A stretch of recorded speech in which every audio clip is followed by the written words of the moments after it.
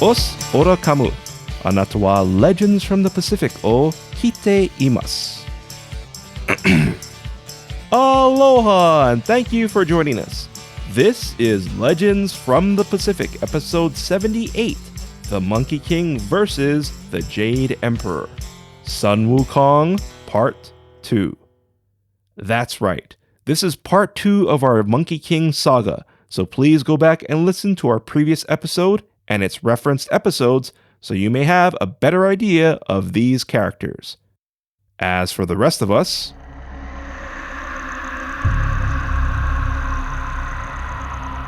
the following is the Legends from the Pacific original story and is based on cultural records.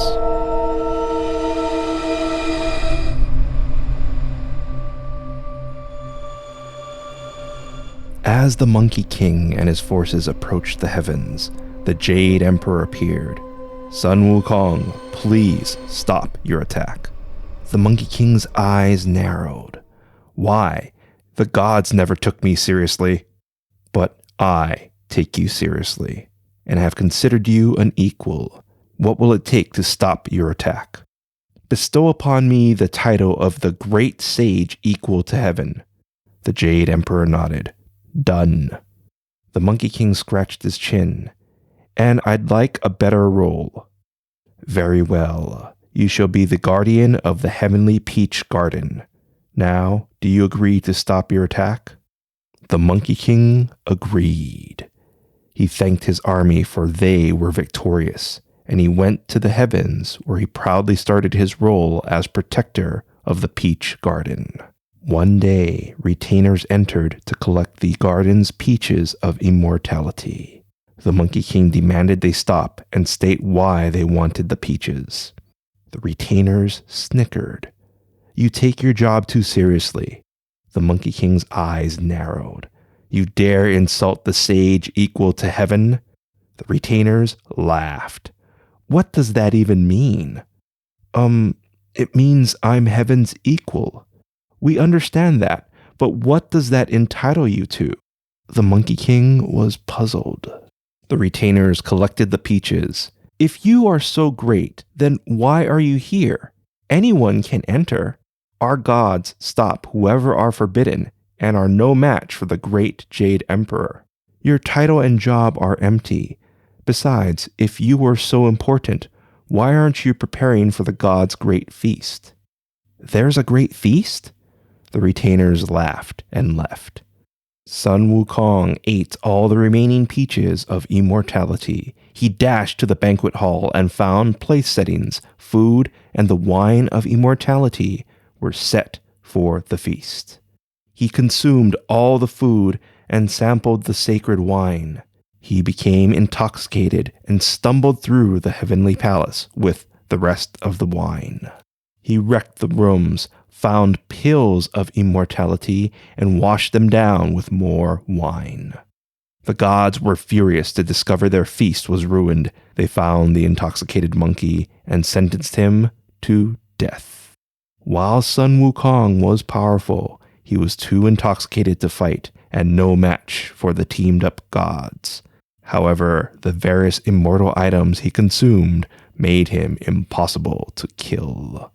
He was thrown into a pot and roasted in the hottest fires for 47 days to distill the items from him. The Jade Emperor hoped he finally achieved peace between the Monkey King and gods. However, their secret feast and Sun Wukong's execution made him furious. The gods reminded him their happiness ensured peace, and they dealt with the Monkey King. The Jade Emperor prayed Sun Wukong would forgive him. After the 47th day, the gods opened the pot. Sun Wukong jumped out. The symbol for wind was etched in the pot, which kept him cool, but the pot's smoke stained his eyes gold. He could see for miles and recognized disguised demons. However, none of the gods were demons, meaning they acted on their own instead of being influenced by dark forces. The enraged Monkey King attacked. The gods fell to the fierce Sun Wukong as he destroyed sections of the palace and shook the heavens. He defeated the last god, raced to the throne room, and confronted the Jade Emperor. The Jade Emperor's never seen such ferocity. The closest being with such power was the demon who he defeated to become the Jade Emperor. But even the demon was a shadow compared to the Monkey King. The Jade Emperor knew he could defeat Sun Wukong through meditation and more Taoist training, but that would take thousands of years. He bowed. Sun Wukong, enough! I've had enough of these games. So have I, the Jade Emperor sighed. What shall we do? I want the only thing that matters, to become the new Jade Emperor. The Jade Emperor's eyes rolled to the ceiling and closed. The Monkey King's tail twitched. Well, I'm afraid that's not my decision. The Jade Emperor's eyes opened and he faced the side of the room. Light appeared, and a form became Buddha, the Enlightened One. The Jade Emperor bowed as the Enlightened One moved with a slow, captivating grace. The Monkey King's eyes narrowed. So, I have to defeat the all-powerful Buddha? Buddha chuckled wistfully. No. The Monkey King felt a pang of hurt, like he criticized his closest ally. He embraced his hate and snarled, No? Then you'll make me the Jade Emperor? The Enlightened One radiated compassion, acceptance, and understanding. Vast knowledge lay beyond his eyes, which seemed to be portals to another dimension. Sun Wukong, what is it that you wish? The Buddha's presence eliminated the Monkey King's hate. Hearing his name made him tremble. He shook his head, remembering how the gods wronged him, sparked anger. He struggled welling it up. Frustration and confusion surfaced with his anger as tears seeped from his eyes. Haven't you been listening? Yelling at Buddha was too much for Sun Wukong. He closed his eyes and looked away. I want to be the new Jade Emperor. Why? Buddha's words pierced Sun Wukong's heart. Because that's all that matters, and I deserve it. Very well, the Buddha said. You shall be the new Jade Emperor if you escape my palm. The Enlightened One held out his hand. Do you accept my offer? Yes. Sun Wukong jumped back and leapt away. The palace shrank as he poured everything into his speed. The world came into view as he tapped into his rage, anger, and hate. Scanning his surroundings for Buddha, he saw the edge of space and the 5 pillars of heaven. Sun Wukong was mesmerized. After a while, he marked one of the 5 pillars and returned to the palace. He landed before Buddha. I escaped your palm. I am now the new Jade Emperor. The Enlightened One smiled. Sun Wukong, you did not escape my palm, for the 5 pillars of heaven were my fingers. The Monkey King's jaw dropped. Buddha's open palm faced him.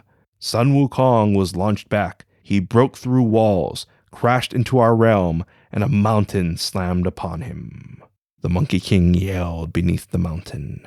Sun Wukong, the Buddha said, while you were wronged and mistreated by others during your pursuit for rank, power, titles, acceptance, and equality, you lacked the most critical aspect of proving you're more than a monkey. You lacked humility. It is my wish you learn this and understand balance and harmony.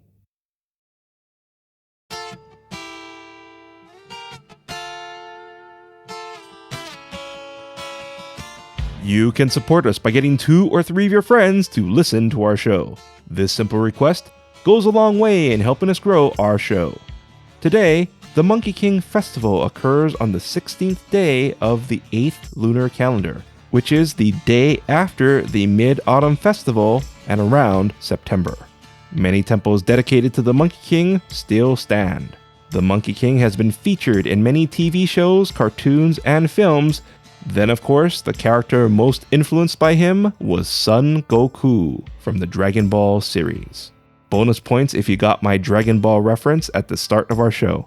Even though that would normally be at the end of a Dragon Ball episode, I decided to do my nod to the original Japanese version at the start of our show. As I'm sure you know, I love adding geek references whenever I can. I almost added the appropriate Dragon Ball music, but didn't want to get into trouble for not having the rights. The Five-Finger Mountain, or the Five-Element Mountain, is said to be where the Monkey King was imprisoned for many years, until a monk freed and conscripted him on his journey to the west to obtain scrolls from India. But that's a story for another time. If you feel our show deserves 5 stars, please give us that rating, write a review, and share Legends from the Pacific with your friends and family. I'd really appreciate it. Aloha to our listeners in Germany and India. While we've always had listeners in these countries, we've recently experienced a spike in listenership. I'm glad you found our show, and if you're a listener from one of these countries, or would just like to send me an email, please do so via our feedback link in our show notes. I always enjoy hearing from you. Now, if you'll permit me, I'd like to take some time to tell you about a close friend of mine who I've known for decades, Kenneth Komoto, known as Kento. Kento idolized Andy Kaufman. This explained a lot of who Kento was because I feel he strived to emulate Andy Kaufman in real life and during his comedic career, since Kento was also a professional comedian. Kento appeared on many comedy specials. He was a headliner who opened for famous comedians, one of which was Jon Lovitz, who engaged in a lightsaber battle after the show. Lightsaber battles was a common thing. I'm sure we distracted many of Oahu's night commuters with it. Kento and I started one of the first podcasts around, Off the Air's Geek Nation, in 2004. Geek Nation was a weekly 3-hour geek and pop culture show where we talked about the real important stuff, like cartoons, comics, movies, TV commercials, and other things that needed to be discussed. I was younger, so I talked about the latest geek news, and Kento shared the older geek stuff. We eventually crossed over into the Hawaii radio station Kumu AM, where we spent an hour taking live phone calls from our worldwide fans. I edited that with our 2-hour segments and posted it. Fans made YouTube videos of our sketches, and we made a TV pilot, but it was never picked up. I still have the podcast and pilots. I've considered posting them, but a lot's changed since 2004, and the once barren geek culture landscape has become massively overcrowded. Also, most of our episodes are a bit dated, but we'll see. Kento and I always tried getting a reaction from each other. Perhaps one of the best moments was when he opened for a big comedy show. He was in the zone. He felt like he was about to start the next phase of his comedic career. He was introduced, took the stage, and before his first joke, the audience yelled, "Where's Kamu?" They were asking for me. Kento later admitted it was the most distracted he's ever been in his career. He struggled getting back into character, but did, and had a good show. The next time he saw me, he jokingly said he hated me and explained what happened.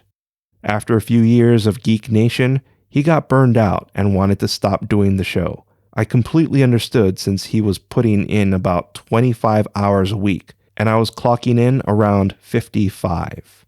I couldn't imagine finding someone to replace him, and there was no way I could do our show solo. So we ended it, but continued hanging out, making jokes, and geeking out. Kento's been fighting pancreatic cancer. It looked like he'd be part of the 5% who survived, but he contacted me saying he felt like he was entering his final days. Even though it drained his energy to talk or text, he fought through it so we could briefly talk. We reminisced about our various adventures, our dozens of running jokes, and thanked each other for being a great friend. There's many great celebrities, personalities, and people who achieve something, but we never get to hear their story. Thank you for allowing me the opportunity to tell you about Kento, my fellow podcast host and friend. Deep down, I'd like to believe this is one of his many elaborate jokes, and he's trying to pull a fast one over me and our friends, because this is the type of thing he'd do, as well as his idol, Andy Kaufman. Our theme song is Mystery by Tavana, courtesy of High Sessions. Sound effects are by Sound Effects Factory. Our music coordinator is Matt Duffy, aka DJ TripleBypass. Links and show notes can be found on our website, legendsfromthepacific.com, including a link to your featured song, which is Water by Taimane, courtesy of High Sessions. Legends from the Pacific was written, produced, and edited by me, Kamuela Kaneshiro. I also wrote our original stories. Your featured Hawaiian word is ho'omake'aka. Ho'omake'aka means funny. An example of ho'omake'aka is, it's tough for comedians to be ho'omake'aka. Once again, ho'omake'aka is Hawaiian for funny. Thank you once again for listening. Mahalo and a hui ho!